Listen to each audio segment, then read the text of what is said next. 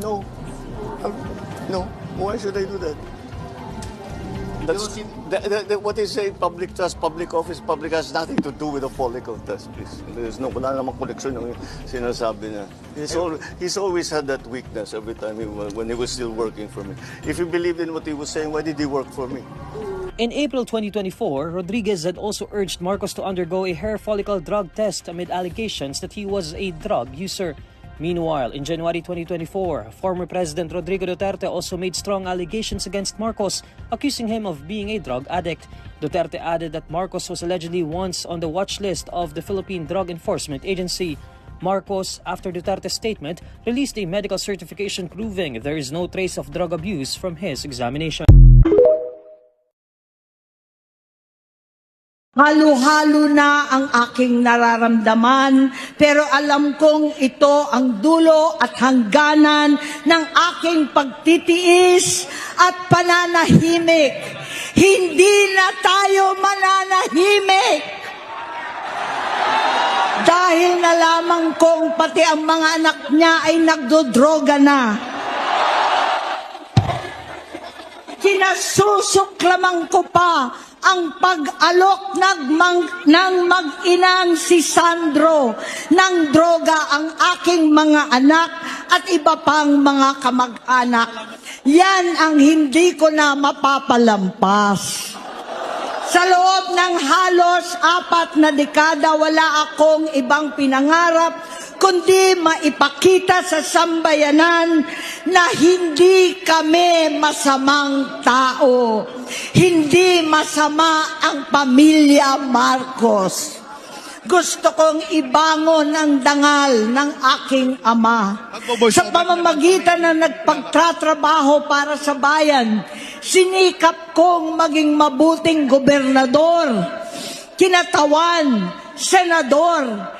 Hindi ako halos nagpapahinga para makapag-iwan sana ng legasiya na kapag sinabing Marcos, nabawi na namin ang tingin sa nakaraan.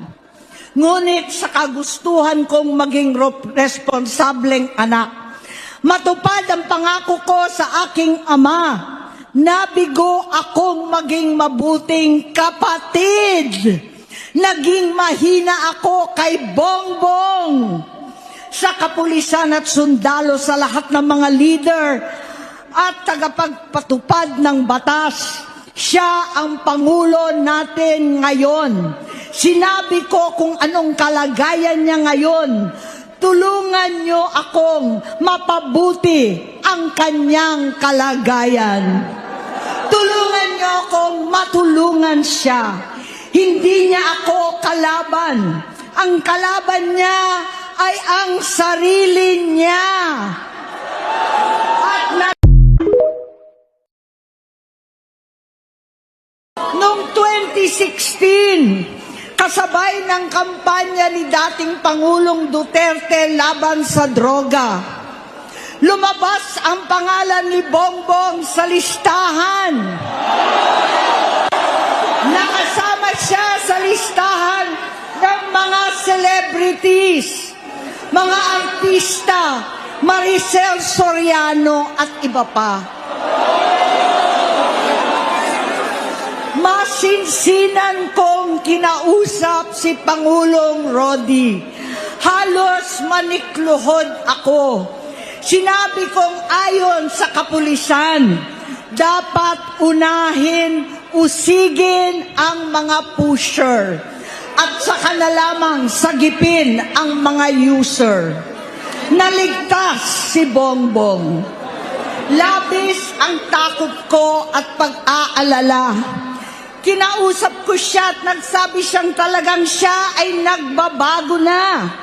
Muli at lagi, hindi ako nawalan ng pag-asa. Ako'y naniwala ulit. Mula noon na natatanggap ko na lang na balita tungkol sa kapatid ko ay regular na pagpapadoktor. Kaya kumalma naman ako. Iniisip ko, totoo dahil naopera na ang tuhod niya sa gout. Siguro, totoo na ito. Hanggang nito, na lamang nalaman ko Natuloy ang paggamit niya sa mga party na garapalan naghahain ng droga. Pinagmamalaki pa ng mag-asawang kayang-kaya nila ang microdosing ng cocaine.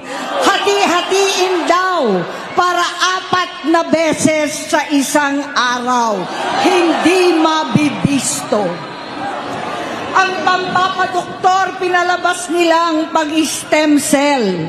Nagpapalit daw ng dugo, nagpapa-blood transfusion.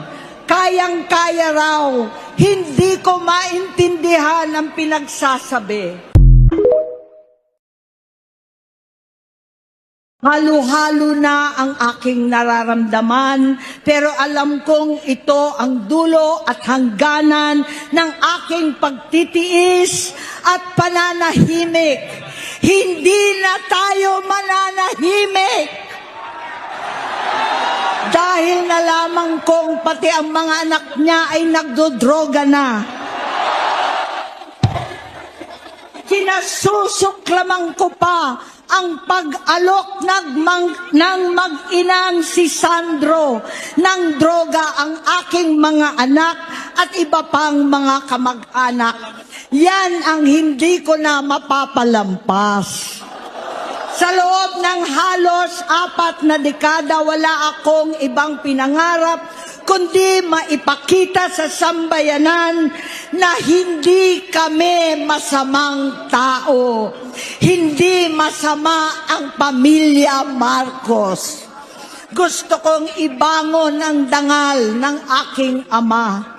Sa pamamagitan na nagpagtatrabaho para sa bayan, sinikap kong maging mabuting gobernador, kinatawan, senador. Hindi ako halos nagpapahinga para makapag-iwan sana ng legasiya na kapag sinabing Marcos, nabawi na namin ang tingin sa nakaraan. Ngunit sa kagustuhan kong maging responsableng anak, matupad ang pangako ko sa aking ama, nabigo akong maging mabuting kapatid. Naging mahina ako kay Bongbong.